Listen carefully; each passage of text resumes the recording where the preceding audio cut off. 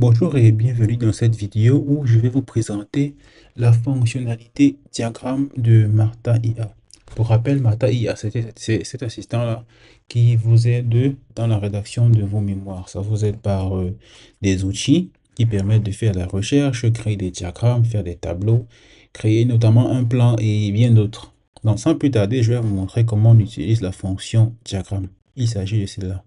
Donc, la fonction diagramme, c'est celle-là qui permet à l'utilisateur de créer des diagrammes, différents types de diagrammes et les insérer directement dans l'éditeur sans quitter. Attends. Habituellement, ce qu'on fait, c'est qu'on va aller sur des logiciels autres pour dessiner le diagramme et l'exporter ensuite, l'insérer dans son document.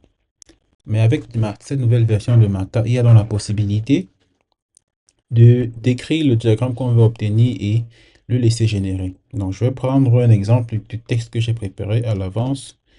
On a par exemple ce texte-ci qui est contextuel bien sûr avec le document. Ce document, pour le rappeler, traite de la gestion de courrier en entreprise. Donc ce document va dans la description que j'ai donnée dit donc de dessiner le processus de traitement d'un courrier. Tout doit commencer par bon, c'est ici, tout doit commencer, oui, je retire la virgule. Tout doit commencer par le dépôt d'un courrier par un usager. Ensuite, ce courrier va être vérifié s'il est conforme et ensuite renvoyé. Bon, je veux dire, et renvoyé, sinon, dans le cas suivant, il sera mis en attente pour sa livraison vers le service concerné.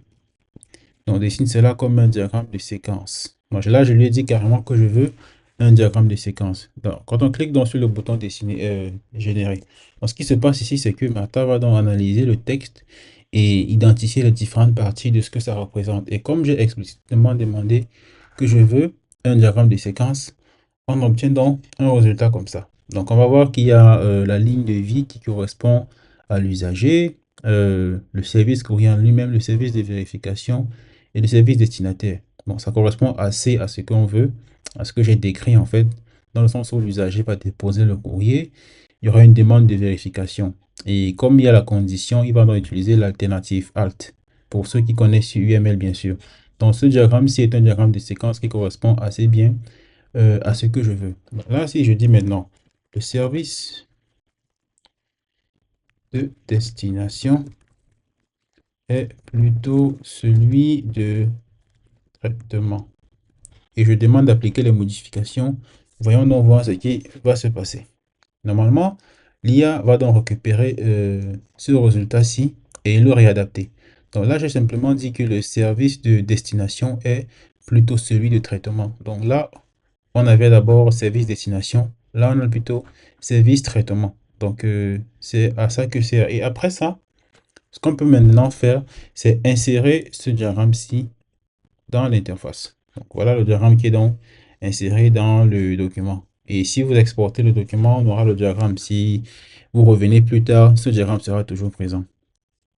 Donc, comme vous pouvez le voir, le diagramme a été généré sans problème. Et dans la prochaine vidéo, donc, je vais vous montrer comment on peut générer un diagramme en utilisant le texte déjà présent. Donc, merci et à bientôt.